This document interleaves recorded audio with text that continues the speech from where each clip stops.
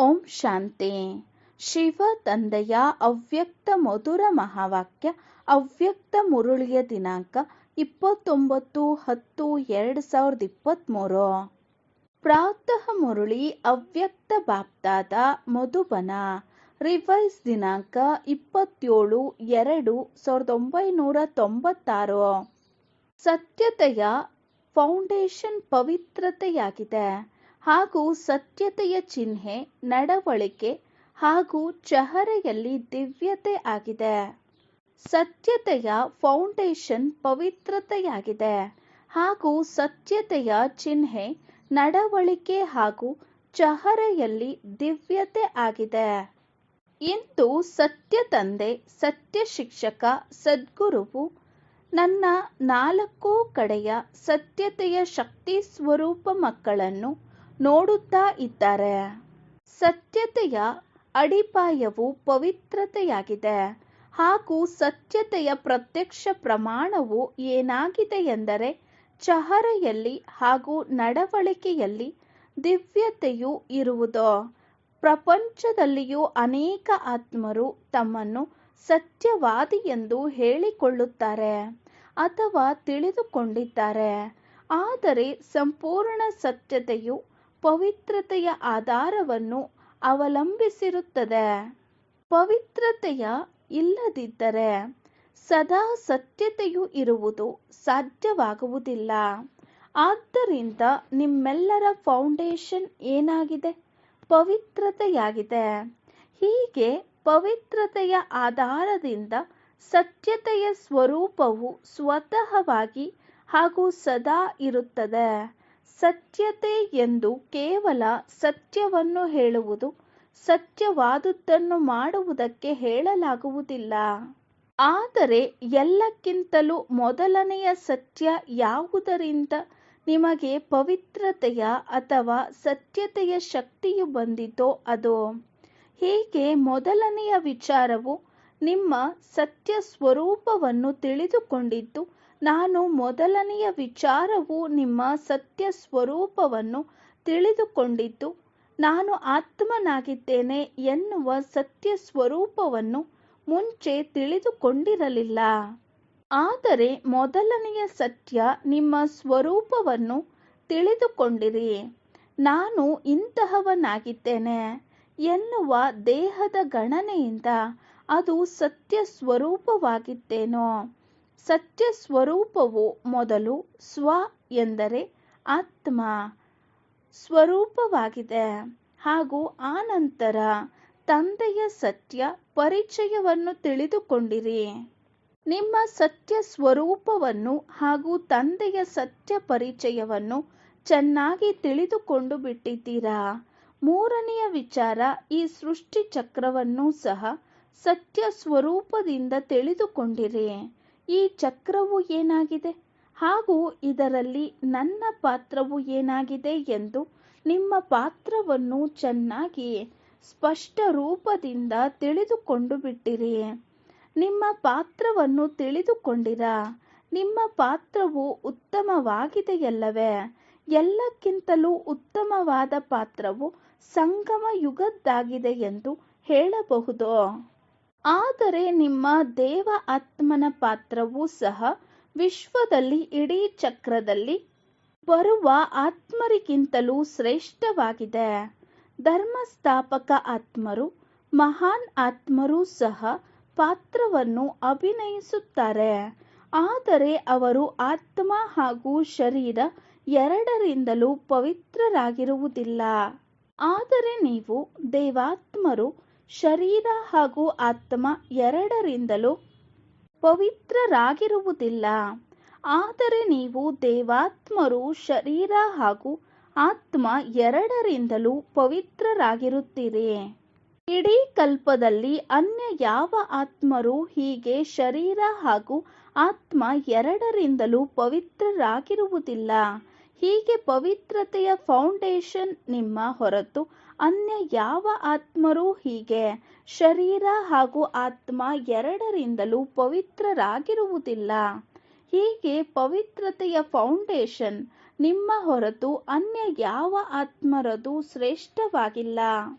ದೇವ ಆತ್ಮನ ಪಾತ್ರವು ನಿಮಗೆ ನೆನಪಿದೆಯೇ?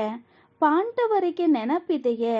ದೇವ ಆತ್ಮನ ಪವಿತ್ರತೆಯು ಸ್ವಾಭಾವಿಕ ರೂಪದಲ್ಲಿ ಇರುತ್ತದೆ. ಮಹಾನ್ ಆತ್ಮರು ಆತ್ಮರನ್ನು ತುಂಬಾ ಪುರುಷಾರ್ಥದಿಂದ ಪವಿತ್ರ ಮಾಡುತ್ತಾರೆ, ಸ್ವಾಭಾವಿಕವಾಗಿ ಅಲ್ಲ. ಸ್ವಾಭಾವಿಕವಾಗಿಯೂ ಪವಿತ್ರತೆ ಇರುವುದಿಲ್ಲ, ಸ್ವಭಾವ ರೂಪದಲ್ಲಿಯೂ ಇರುವುದಿಲ್ಲ. ಆದರೆ ನಿಮ್ಮದು ಅರ್ಧಕಲ್ಪ ಪವಿತ್ರತೆಯ ಜೀವನ ಸ್ವಾಭಾವಿಕವಾಗಿಯೂ ಇರುತ್ತದೆ ಹಾಗೂ ಸ್ವಭಾವವು ಪವಿತ್ರವಾಗಿರುತ್ತದೆ. ಅಲ್ಲಿ ಯಾವ ಪುರುಷಾರ್ಥವೂ ಇರುವುದಿಲ್ಲ. ಇಲ್ಲಿಯ ಪುರುಷಾರ್ಥವು ಅಲ್ಲಿ ಸ್ವಾಭಾವಿಕವಾಗಿ ಬಿಡುತ್ತದೆ, ಏಕೆಂದರೆ ಅಲ್ಲಿ ಪವಿತ್ರತೆಯ ಹೆಸರು ಕುರುಹು ಇರುವುದಿಲ್ಲ. ಅಪವಿತ್ರತೆಯೂ ಇರುತ್ತದೆ ಎನ್ನುವುದು ಅಲ್ಲಿ ಗೊತ್ತೇ ಇರುವುದಿಲ್ಲ. ಆದ್ದರಿಂದ ನಿಮ್ಮ ಪವಿತ್ರತೆಯ ಪ್ರತ್ಯಕ್ಷ ಸ್ವರೂಪವು ದೇವತಾ ಅರ್ಥಾತ್ ದಿವ್ಯತೆಯಾಗಿದೆ. ಈ ಸಮಯದಲ್ಲಿ ಪ್ರಪಂಚದ ಮನುಷ್ಯರು ತಮ್ಮನ್ನು ಎಷ್ಟೇ ಸತ್ಯವಂತರೆಂದು ತಿಳಿದುಕೊಂಡರೋ ಸ್ವಸ್ವರೂಪದ ಸತ್ಯತೆಯನ್ನೇ ಅರಿತುಕೊಂಡಿಲ್ಲ, ತಂದೆಯ ಸತ್ಯ ಪರಿಚಯವನ್ನೇ ತಿಳಿದುಕೊಂಡಿಲ್ಲ.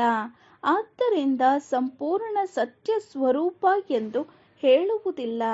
ನಿಮ್ಮಲ್ಲಿಯೂ ಸಹ ಸತ್ಯತೆಯ ಶಕ್ತಿಯು ಯಾವಾಗ ಸದಾ ಇರುತ್ತದೆ ಎಂದರೆ ಯಾವಾಗ ನಿಮ್ಮ ಹಾಗೂ ತಂದೆಯ ಸತ್ಯ ಸ್ವರೂಪದ ಸ್ಮೃತಿಯೋ ಇರುವುದೋ ಆಗ ಸ್ವತಃವಾಗಿಯೇ ನಿಮ್ಮ ಪ್ರತಿಯೊಂದು ಸಂಕಲ್ಪವೂ ಸಹ ಸತ್ಯವಾಗಿರುವುದು. ಈಗ ಯಾವಾಗಲಾದರೂ ಮರೆತು ಬಿಡುತ್ತೀರಿ. ದೇಹ ಅಭಿಮಾನದಲ್ಲಿ ಬಂದು ಬಿಡುವುದರಿಂದ ಸಂಕಲ್ಪವು ಏನು ಸದಾ ಸತ್ಯತೆಯ ಶಕ್ತಿಶಾಲಿ ಆಗಿರಬೇಕು, ಪವಿತ್ರತೆಯು ಶಕ್ತಿಶಾಲಿಯಾಗಿರಬೇಕು, ಅದು ಸದಾ ಇರುವುದಿಲ್ಲ. ಸದಾ ಇರುತ್ತದೆಯೋ ಅಥವಾ ವ್ಯರ್ಥವೋ ಆಗಿರುತ್ತದೆಯೋ? ವ್ಯರ್ಥವಾದುದನ್ನು ಸತ್ಯವಾದುದೆಂದು ಕರೆಯುತ್ತಾರೆ ಎಂದು ಹೇಳಲಾಗುವುದಿಲ್ಲ, ಕರೆಯುವುದಿಲ್ಲವಲ್ಲವೇ? ಅಸತ್ಯವನ್ನಂತೂ ನುಡಿಯಲೇ ಇಲ್ಲವಾದ್ದರಿಂದ ಏಕೆ ಸತ್ಯವಲ್ಲ? ನಾನು ಎಂದು ಸುಳ್ಳು ಹೇಳುವುದಿಲ್ಲ, ಸದಾ ಸತ್ಯವನ್ನು ಹೇಳುತ್ತೇವೆಂದು ಒಂದು ವೇಳೆ ಯಾರಾದರೂ ತಿಳಿದುಕೊಂಡಿದ್ದರೆ ಸತ್ಯತೆಯ ಕುರುಹು ಏನಾಗಿದೆ ಎಂದರೆ ಸಂಕಲ್ಪ, ನುಡಿ, ಕರ್ಮ, ಸಂಬಂಧ, ಸಂಪರ್ಕ ಎಲ್ಲದರಲ್ಲಿಯೂ ದಿವ್ಯತೆಯು ಅನುಭವವಾಗುವುದು. ಸತ್ಯವನ್ನು ಹೇಳುತ್ತಿದ್ದರೂ ದಿವ್ಯತೆ ಇರುವುದಿಲ್ಲ. ನಾನು ಸತ್ಯವನ್ನು ಹೇಳುತ್ತೇನೆ, ನಾನು ಸತ್ಯವನ್ನು ಹೇಳುತ್ತೇನೆ, ನಾನು ಸದಾ ಸತ್ಯವಂತೆಯಾಗಿದ್ದೇನೆ ಎಂದು ಅನೇಕರು ಪದೇ ಪದೇ ಹೇಳುವುದನ್ನು ನೀವು ನೋಡಬಹುದು. ಆದರೆ ನುಡಿಯಲ್ಲಿ, ಕರ್ಮದಲ್ಲಿ ಒಂದು ವೇಳೆ ದಿವ್ಯತೆ ಇಲ್ಲದಿದ್ದರೆ ಅನ್ಯರಿಗೆ ನಿಮ್ಮ ಸತ್ಯವು ಸತ್ಯವೆನಿಸುವುದಿಲ್ಲ. ಇವರು ತಾವು ಹೇಳುವುದನ್ನು ಸತ್ಯವೆಂದು ಸಿದ್ಧ ಮಾಡುತ್ತಿದ್ದಾರೆಂದೇ ತಿಳಿದುಕೊಳ್ಳುತ್ತಾರೆ. ಆದರೆ ಇದು ಸತ್ಯವಾಗಿದೆ ಎಂದು ಅವರಿಗೆ ಮನವರಿಕೆಯಾಗುವುದಿಲ್ಲ. ಸತ್ಯವನ್ನು ಸಿದ್ಧ ಮಾಡುವ ಸಲುವಾಗಿ ಅದನ್ನು ಸ್ವೀಕರಿಸುವ ಅವಶ್ಯಕತೆ ಇರುವುದಿಲ್ಲ. ಒಂದು ವೇಳೆ ನಿಮ್ಮ ಸತ್ಯವನ್ನು ಹಠದಿಂದ ಸಿದ್ಧ ಮಾಡಿದರೆ ಆ ದಿವ್ಯತೆಯು ಗೋಚರವಾಗುವುದಿಲ್ಲ, ಸಾಧಾರಣತೆಯು ಕಂಡುಬರುತ್ತದೆ. ಇದನ್ನು ಪ್ರಪಂಚದಲ್ಲಿ ಜನರೂ ಮಾಡುತ್ತಾರೆ. ಆದರೆ ಬಾಪ್ದಾದಾರವರು ಸತ್ಯದ ಚಿಹ್ನೆಯನ್ನು ಒಂದು ಸ್ಲೋಗನ್ನಲ್ಲಿ ಹೇಳುತ್ತಾರೆ. ಸಾಕಾರ ಬ್ರಹ್ಮರವರ ಮೂಲಕವೂ ಹೇಳಿದಿರಿ. ಯಾರು ಸತ್ಯವಂತರಾಗಿರುತ್ತಾರೋ ಅವರು ಹೇಗೆ ಕಂಡುಬರುವರು? ಸತ್ಯವನ್ನು ಹೇಳುವವರ ಮನಸ್ಸು, ಬುದ್ಧಿಯು ಆನಂದದಲ್ಲಿ ನರ್ತನ ಮಾಡುತ್ತದೆ. ಖುಷಿಯಲ್ಲಿ ಜೀವನದ ಹಗಲು ಅಥವಾ ರಾತ್ರಿಯು ತುಂಬಾ ಚೆನ್ನಾಗಿದೆ ಎನಿಸುತ್ತದೆ. ಆದರೆ ಸತ್ಯದಲ್ಲಿ ಅಲ್ಪ ಸ್ವಲ್ಪವಾದರೂ ಅಸತ್ಯವು ಬೆರಕೆ ಇದ್ದರೆ ಆ ಸಮಯವೋ ಜೀವನವು ಅಷ್ಟು ಚೆನ್ನಾಗಿದೆ ಎಂದು ಎನಿಸುವುದಿಲ್ಲ. ಸತ್ಯತೆಯ ಅರ್ಥವೇ ಏನಾಗಿದೆ ಎಂದರೆ ಸತ್ಯ ಸ್ವರೂಪದಲ್ಲಿ ಸ್ಥಿತರಾಗಿ ಸಂಕಲ್ಪವನ್ನಾಗಲಿ ಮಾತನ್ನಾಗಲಿ ಕರ್ಮವನ್ನಾಗಲಿ ಮಾಡಿರಿ. ಈಗಿನ ಸಮಯದಲ್ಲಿ ಪ್ರಪಂಚದ ಜನರಂತೂ ಸ್ಪಷ್ಟವಾಗಿ ಏನು ಹೇಳುತ್ತಾರೆಂದರೆ, ಈಗಿನ ಕಾಲದಲ್ಲಿ ಸತ್ಯವಂತರಾದ ಜನರು ಜೀವನ ನಡೆಸುವುದೇ ಕಷ್ಟವೆಂದು, ಸುಳ್ಳು ಹೇಳಲೇಬೇಕಾಗುತ್ತದೆ ಎಂದು ಹೇಳುತ್ತಾರೆ. ಆದರೆ ಹಲವರು ಸಮಯದಲ್ಲಿ ಹಲವು ಪರಿಸ್ಥಿತಿಗಳಲ್ಲಿ ಬ್ರಾಹ್ಮಣ ಆತ್ಮರೂ ಸಹ ಬಾಯಿಯಿಂದ ಹೇಳುವುದಿಲ್ಲ. ಆದರೆ ಆಂತರ್ಯದಲ್ಲಿ ಏನು ತಿಳಿದುಕೊಳ್ಳುತ್ತಾರೆಂದರೆ ಅದನ್ನು ಒಮ್ಮೊಮ್ಮೆ ಅಸತ್ಯವೆಂದು ಹೇಳುವುದಿಲ್ಲ. ಆದರೆ ಚಾತುರ್ಯದಿಂದ ನಡೆದುಕೊಳ್ಳಬೇಕಾಗುತ್ತದೆ ಎಂದು. ಚಾತುರ್ಯವು ಏನಾಗಿದೆ? ಇದನ್ನಂತೂ ಮಾಡಲೇಬೇಕಾಗುತ್ತದೆ. ಇದನ್ನು ಸ್ಪಷ್ಟವಾಗಿ ಹೇಳುತ್ತಾರೆ. ಹಾಗೂ ಬ್ರಾಹ್ಮಣರು ರಾಯಲ್ ಭಾಷೆಯಲ್ಲಿ ಮಾತನಾಡುತ್ತಾರೆ. ಆಮೇಲೆ ಏನು ಹೇಳುತ್ತಾರೆಂದರೆ, ನನ್ನ ಭಾವವು ಇದಾಗಿರಲಿಲ್ಲ, ಈ ಭಾವನೆಯೂ ಇರಲಿಲ್ಲ, ಭಾವವೂ ಇರಲಿಲ್ಲ, ಆದರೆ ಮಾಡಲೇಬೇಕಾಗುತ್ತದೆ, ನಡೆದುಕೊಳ್ಳಲೇಬೇಕಾಗುತ್ತದೆ ಎಂದು ಹೇಳುತ್ತಾರೆ.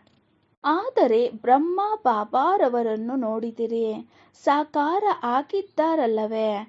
ತಂದೆಯ ಬಗ್ಗೆಯಂತೂ ನೀವು ಏನು ಯೋಚಿಸುತ್ತೀರಿ? ಶಿವ ತಂದೆಯಂತೂ ನಿರಾಕಾರ ಆಗಿದ್ದಾರೆ, ಮೇಲೆ ಮೋಜಿನಲ್ಲಿ ಕುಳಿತುಕೊಂಡಿದ್ದಾರೆ.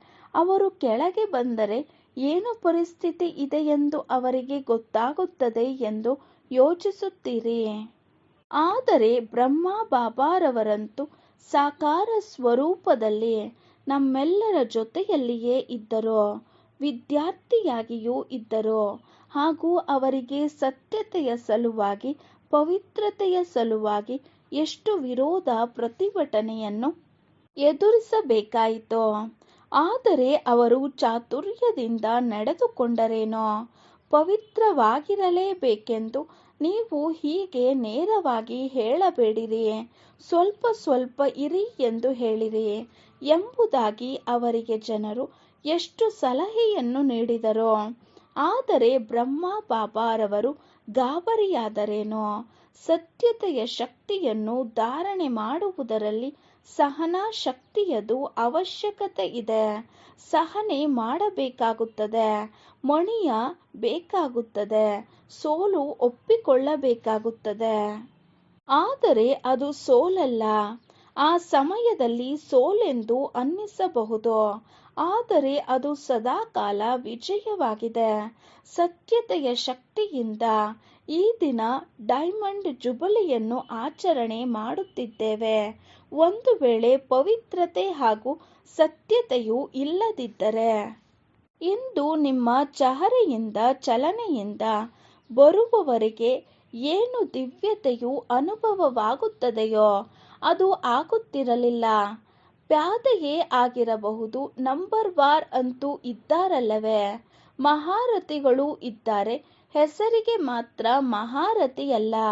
ಆದರೆ ಯಾರು ಸತ್ಯವಾದ ಮಹಾರಥಿಯಾಗಿದ್ದಾರೋ, ಅರ್ಥಾತ್ ಸತ್ಯತೆಯು ಶಕ್ತಿಯಿಂದ ನಡೆಯುವವರಾಗಿದ್ದಾರೋ ಆ ಮಹಾರಥಿಯಾಗಿದ್ದಾರೆ.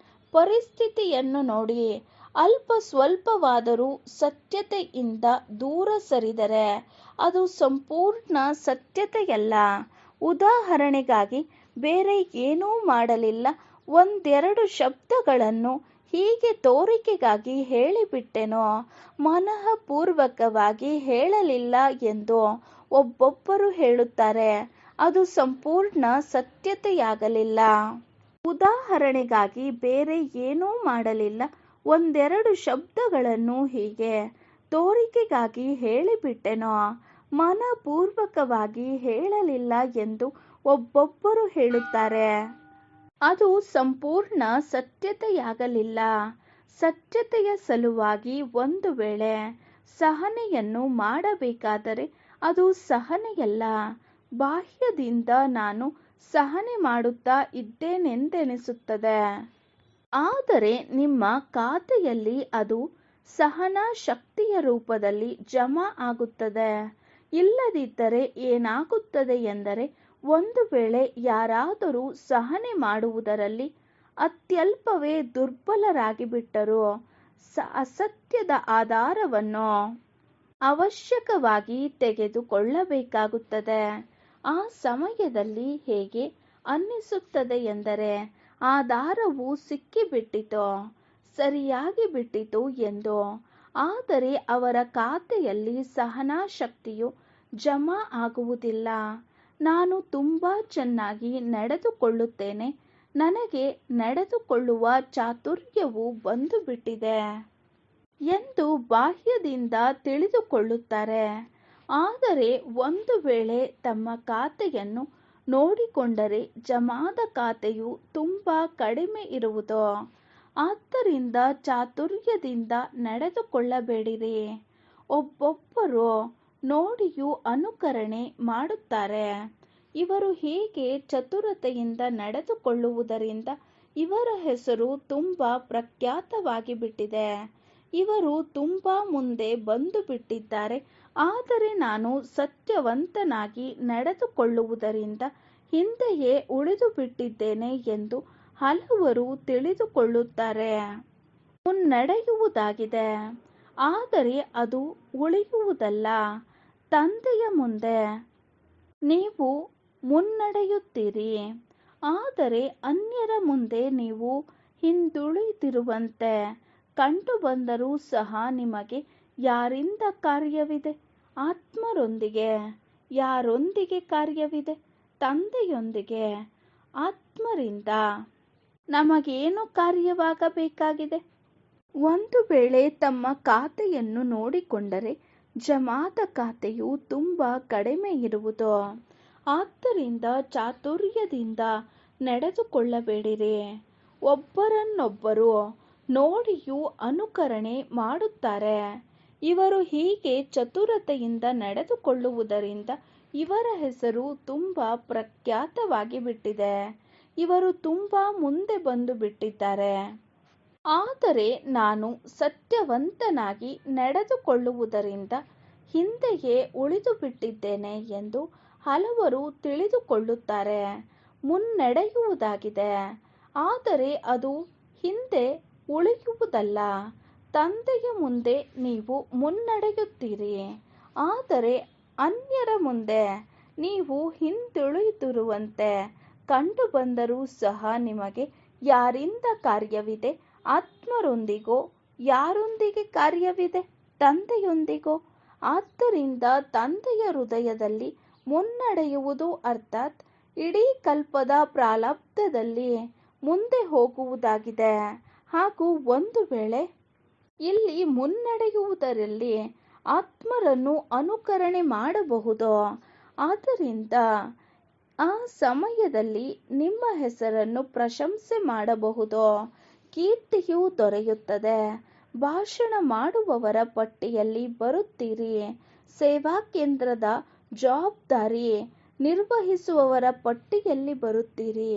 ಆದರೆ ಈ ಸಮಯದವರೆಗೆ ಇಡೀ ಕಲ್ಪದ ಪ್ರಾರಬ್ಧವು ರೂಪುಗೊಳ್ಳುವುದಿಲ್ಲ. ಅದನ್ನು ಬಾಪ್ದಾದರವರು ಏನೆಂದು ಕರೆಯುತ್ತೇವೆಂದರೆ, ಶ್ರಮ ಪಟ್ಟಿರಿ, ಬೀಜ ಬಿತ್ತಿದಿರಿ, ವೃಕ್ಷವನ್ನು ಬೆಳೆಸಿದಿರಿ. ವೃಕ್ಷವು ಫಲವನ್ನು ಬಿಟ್ಟಿತು, ಆದರೆ ಕಚ್ಚಾ ಫಲ ತಿಂದು ಬಿಟ್ಟಿರಿ. ಸದಾ ಕಾಲದವರೆಗೆ ಪ್ರಾರಬ್ಧದ ಫಲವು ಸಮಾಪ್ತಿಯಾಗಿ ಬಿಡುತ್ತದೆ. ಆದ್ದರಿಂದ ಅಲ್ಪಕಾಲದ ಕೀರ್ತಿ, ಗೌರವ, ಹೆಸರಿನ ಸಲುವಾಗಿ ಅನ್ಯರನ್ನು ಅನುಕರಣೆ ಮಾಡಬೇಡಿರಿ. ಇಲ್ಲಿ ನಿಮಗೆ ಹೆಸರು ಬರಲಿಲ್ಲ, ಆದರೆ ತಂದೆಯ ಹೃದಯದಲ್ಲಿ ನಿಮ್ಮ ಹೆಸರು ಮುಂದೆ ಇದೆ. ಆದ್ದರಿಂದ ವಜ್ರ ಆಗಬೇಕೆಂದಿದ್ದರೆ ಇದೆಲ್ಲವನ್ನು ಪರಿಶೀಲನೆ ಮಾಡಿರಿ. ಸ್ವಲ್ಪವೂ ರಾಯಲ್ ರೂಪದ ದೋಷವು ವಜ್ರದಲ್ಲಿ ಅಡಗಿಲ್ಲ ತಾನೆ? ಹೀಗೆ ಸತ್ಯತೆಯ ಶಕ್ತಿಯಿಂದ ದಿವ್ಯತೆಯನ್ನು ಧಾರಣೆ ಮಾಡಿದಿರಿ.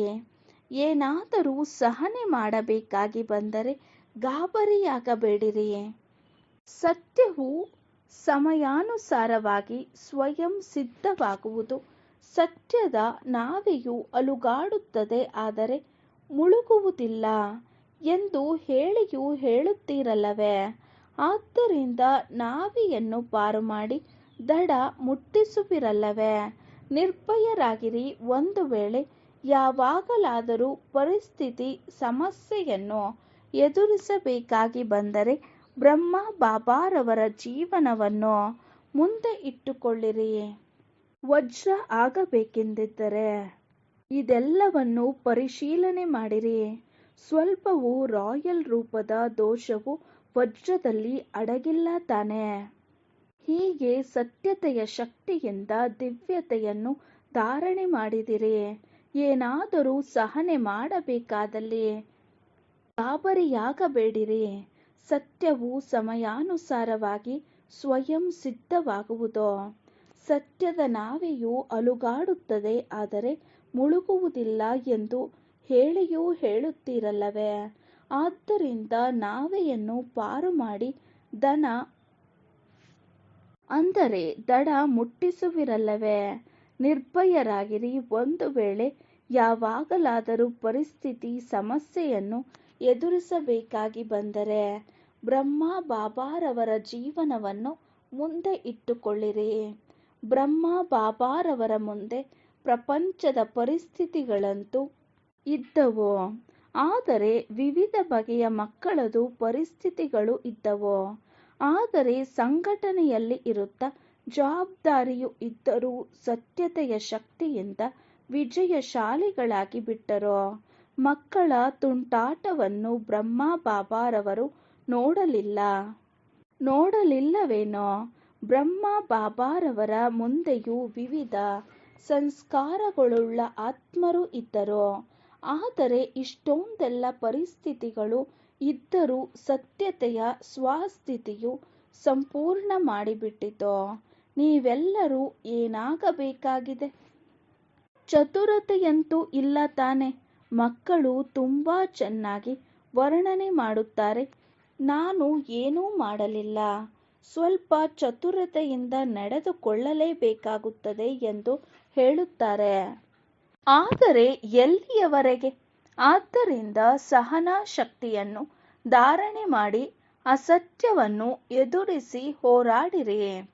ಪ್ರಭಾವದಲ್ಲಿ ಬಂದು ಬಿಡಬೇಡಿರಿ. ಅನೇಕರು ಏನು ತಿಳಿದುಕೊಂಡಿದ್ದಾರೆಂದರೆ, ನಾವು ಮಹಾರಥಿಗಳಲ್ಲಿಯೂ ಹೀಗೆ ನೋಡಿದ್ದೇವಲ್ಲವೇ, ಅನುಕರಣೆಯಂತೂ ಮಹಾರಥಿಗಳನ್ನು ಮಾಡಬೇಕಲ್ಲವೇ ಎಂದು ಭಾವಿಸುತ್ತಾರೆ. ಈಗಂತೂ ಬ್ರಹ್ಮ ಬಾಬಾರವರು ಎದುರಿನಲ್ಲಿ ಇಲ್ಲ, ಮಹಾರಥಿಗಳು ಎದುರಿನಲ್ಲಿ ಇರುವುದರಿಂದ ಅವರನ್ನು ಅನುಕರಣೆ ಮಾಡಿದೆನು ಎಂದು ಹೇಳುತ್ತಾರೆ. ಆದರೆ ಒಂದು ವೇಳೆ ಮಹಾರಥಿಯೂ ಸಹ ಸತ್ಯತೆಯಲ್ಲಿ ಬೆರಕೆ ಮಾಡಿದರೆ, ಚತುರತೆಯಿಂದ ನಡೆದುಕೊಂಡರೆ, ಆ ಸಮಯದಲ್ಲಿ ಮಹಾರಥಿಯೋ ಮಹಾರಥಿಯಲ್ಲ. ಆ ಸಮಯದಲ್ಲಿ ಗ್ರಹಚಾರದಲ್ಲಿ ಇರುತ್ತಾರೆಯೇ ಹೊರತು ಮಹಾರಥಿ ಆಗುವುದಿಲ್ಲ. ಆದ್ದರಿಂದ ತಂದೆಯು ಯಾವ ಸ್ಲೋಗನ್ ಕೊಟ್ಟಿದ್ದೇನೆ, ಫಾಲೋ ಫಾದರ್, ತಂದೆಯನ್ನು ಅನುಸರಣೆ ಮಾಡಿರಿ. ಪಕ್ಕಾ ಮಾಡಿಕೊಂಡಿದ್ದೀರಾ? ಅಥವಾ ಅಲ್ಪ ಸ್ವಲ್ಪ ಸೌಕರ್ಯವು ದೊರೆಯುವುದಾದರೆ ಅದನ್ನು ತೆಗೆದುಕೊಂಡು ಬಿಡೋಣ, ಭವಿಷ್ಯದಲ್ಲಿ ನೋಡಿಕೊಳ್ಳೋಣ ಎಂದು ಯೋಚಿಸುತ್ತೀರೋ? ಅನೇಕರು ಏನು ಯೋಚಿಸುತ್ತಾರೆಂದರೆ, ಸತ್ಯಯುಗದಲ್ಲಿ ಕಡಿಮೆ ಪದವಿ ಪಡೆಯಬಹುದೇನೋ, ಆದರೆ ಸುಖಿಯಂತೂ ಆಗಿಯೇ ಇರುವೆವು ಎಂದು ತಿಳಿದುಕೊಳ್ಳುತ್ತಾರೆ. ದುಃಖವಂತೂ ಇರುವುದೇ ಇಲ್ಲವೆಂದು ಭಾವಿಸುತ್ತಾರೆ. ಈಗಂತೂ ಸುಖವನ್ನು ಅನುಭವಿಸಿ ಬಿಡೋಣ, ಆಮೇಲೆ ನೋಡಿಕೊಳ್ಳೋಣ ಎಂದು ಯೋಚಿಸುತ್ತಾರೆ. ಆದರೆ ಈ ಅಲ್ಪ ಕಾಲದ ಮೋಜು ಶಿಕ್ಷೆಗೆ ಭಾಗಿಯನ್ನಾಗಿ ಮಾಡಿಬಿಡುವುದು. ಅದು ನಿಮಗೆ ಇಷ್ಟವಿದೆಯೇ? ಅಲ್ಪ ಶಿಕ್ಷೆಯನ್ನು ಭೋಗಿಸುವಿರಾ? ಆ ಮೋಜನ್ನು ಅನುಭವ ಮಾಡುವಿರೋ ಅಥವಾ ಇಲ್ಲವೋ? ಆದ್ದರಿಂದ ಈ 3 ಶಬ್ದಗಳನ್ನು ನೆನಪಿಟ್ಟುಕೊಳ್ಳಿರಿ: ಪವಿತ್ರತೆ, ಸತ್ಯತೆ ಹಾಗೂ ದಿವ್ಯತೆ. ಸಾಧಾರಣ ನುಡಿಯಾಗಬಾರದು, ಸಾಧಾರಣ ಸಂಕಲ್ಪವಾಗಬಾರದು, ಸಾಧಾರಣ ಕರ್ಮವಾಗಬಾರದು. ಎಲ್ಲದರಲ್ಲಿಯೂ ದಿವ್ಯತೆ ಇರಬೇಕು. ದಿವ್ಯತೆಯ ಅರ್ಥವೇ ಏನಾಗಿದೆ ಎಂದರೆ, ದಿವ್ಯ ಗುಣದ ಮೂಲಕ ಕರ್ಮವನ್ನು ಮಾಡುವುದು. ಸಂಕಲ್ಪವನ್ನು ಮಾಡುವುದೇ ದಿವ್ಯತೆಯಾಗಿದೆ. ಹೇಗೆ ಪಾಪ ಕರ್ಮವೆಂದರೆ ಯಾವುದು ಎಂದು ಯಾರಾದರೂ ಕೇಳಿದರೆ ನೀವು ಏನು ಹೇಳುತ್ತೀರಿ?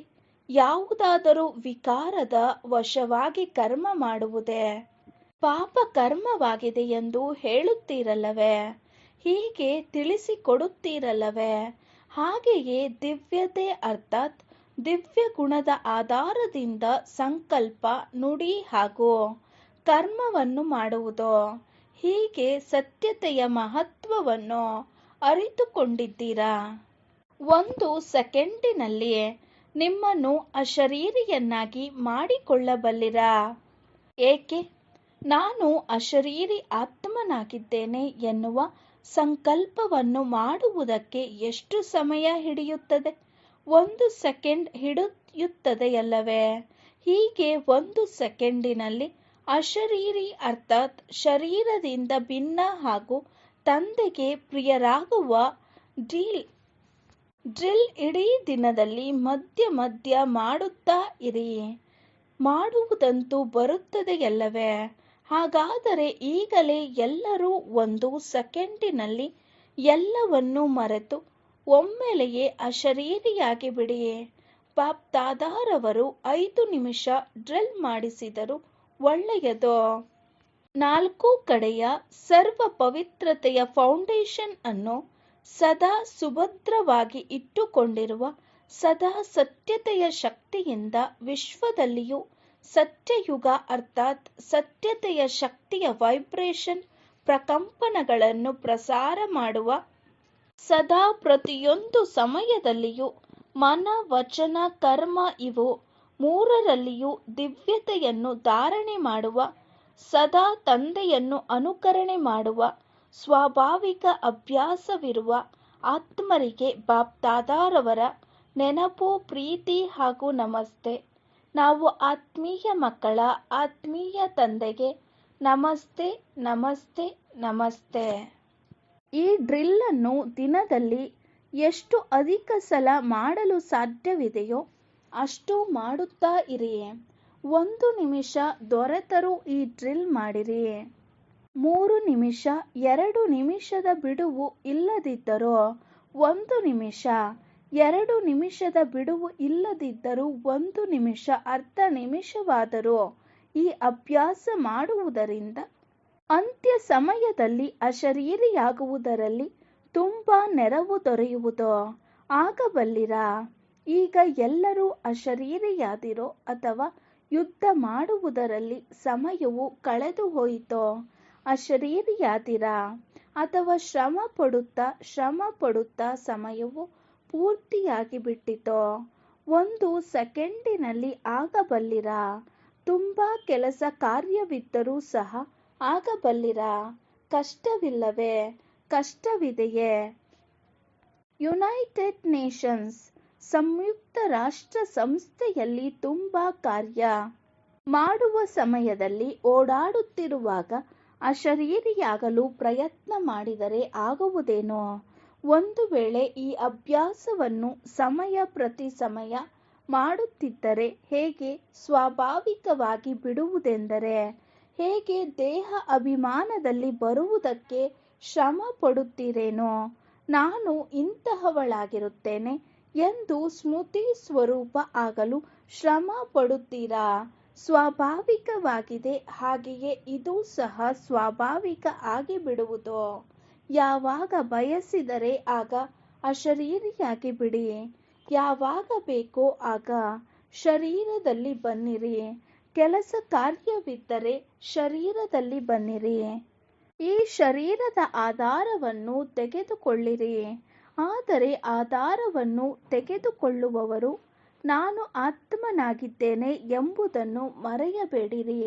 ಮಾಡುವವರಲ್ಲ, ಮಾಡಿಸುವವರಾಗಿದ್ದೇನೆ, ಮಾಲೀಕನಾಗಿದ್ದೇನೆ ಎನ್ನುವ ಸ್ಮೃತಿ ಇರಲಿ.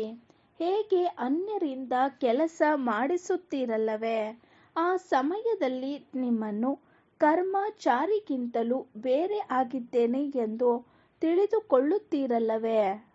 ಹಾಗೆಯೇ ಶರೀರದಿಂದ ಕೆಲಸ ಮಾಡಿಸುತ್ತಿದ್ದರೋ ಬೇರೆ ಆಗಿದ್ದೇನೆ ಎಂದು ತಿಳಿದುಕೊಳ್ಳುತ್ತೀರಲ್ಲವೇ? ಹಾಗೆಯೇ ಶರೀರದಿಂದ ಕೆಲಸ ಮಾಡಿಸುತ್ತಿದ್ದರೋ ಮಾಡಿಸುವ ಆತ್ಮನು ನಾನು, ಶರೀರದಿಂದ ಬೇರೆ ಆಗಿದ್ದೇನೆ ಎಂದು ತಿಳಿದುಕೊಳ್ಳಿರಿ. ಈ ಅಭ್ಯಾಸ ಮಾಡಿದರೆ ಎಂದೂ ದೇಹಾಭಿಮಾನದ ಮಾತುಗಳಲ್ಲಿ ಏರುಪೇರು ಆಗುವುದಿಲ್ಲ. ತಿಳಿಯಿತೆ. ವರದಾನ: ಸ್ನೇಹದ ಸಾಗರನಲ್ಲಿ ಸಮಾವೇಶವಾಗಿ ನನ್ನತನದ ಕೊಳಕನ್ನು ಸಮಾಪ್ತಿ ಮಾಡುವಂತಹ ಪವಿತ್ರ ಆತ್ಮರಾಗಿ. ಸ್ನೇಹದ ಸಾಗರನಲ್ಲಿ ಸಮಾವೇಶವಾಗಿ ನನ್ನತನದ ಕೊಳಕನ್ನು ಸಮಾಪ್ತಿ ಮಾಡುವಂತಹ ಪವಿತ್ರ ಆತ್ಮರಾಗಿ. ವಿವರಣೆ: ಯಾರು ಸದಾ ಸ್ನೇಹದ ಸಾಗರನಲ್ಲಿ ಸಮಾವೇಶವಾಗಿರುತ್ತಾರೆ ಅವರಿಗೆ ಪ್ರಪಂಚದ ಯಾವುದೇ ಮಾತಿನ ಬಗ್ಗೆ ಒಳ್ಳೆಯ ಅರ್ಥ ಇರುವುದಿಲ್ಲ. ಸ್ನೇಹದಲ್ಲಿ ಸಮಾವೇಶವಾಗಿರುವ ಕಾರಣ ಅವರು ಎಲ್ಲ ಮಾತುಗಳಿಂದ ಸಹಜವಾಗಿ ದೂರವಾಗಿ ಬಿಡುವರು. ಭಕ್ತರಿಗಾಗಿ ಹೇಳುತ್ತಾರೆ, ಇವರು ಮುಳುಗಿ ಹೋಗಿರುತ್ತಾರೆ. ಆದರೆ ಮಕ್ಕಳು ಸದಾ ಪ್ರೇಮದಲ್ಲಿ ಮುಳುಗಿ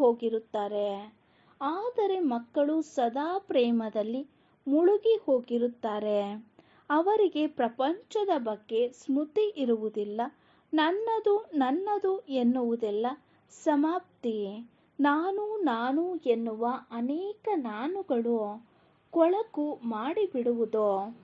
ಒಂದು ತಂದೆ ನನ್ನವರು ಎಂದಾಗ ಕೊಳಕುತನ ಸಮಾಪ್ತಿಯಾಗಿ ಬಿಡುವುದು ಮತ್ತು ಆತ್ಮ ಪವಿತ್ರವಾಗಿ ಬಿಡುವುದು. ಸ್ಲೋಗನ್: ಬುದ್ಧಿಯಲ್ಲಿ ಜ್ಞಾನ ರತ್ನಗಳನ್ನು ಗ್ರಹಣ ಮಾಡುವುದು ಮತ್ತು ಮಾಡಿಸುವುದೇ ಹೋಲಿ ಹಂಸವಾಗಿರುವುದಾಗಿದೆ. ಬುದ್ಧಿಯಲ್ಲಿ ಜ್ಞಾನ ರತ್ನಗಳನ್ನು ಗ್ರಹಣ ಮಾಡುವುದು ಮತ್ತು ಮಾಡಿಸುವುದೇ ಹೋಲಿ ಹಂಸವಾಗುವುದಾಗಿದೆ. ಓಂ ಶಾಂತಿ.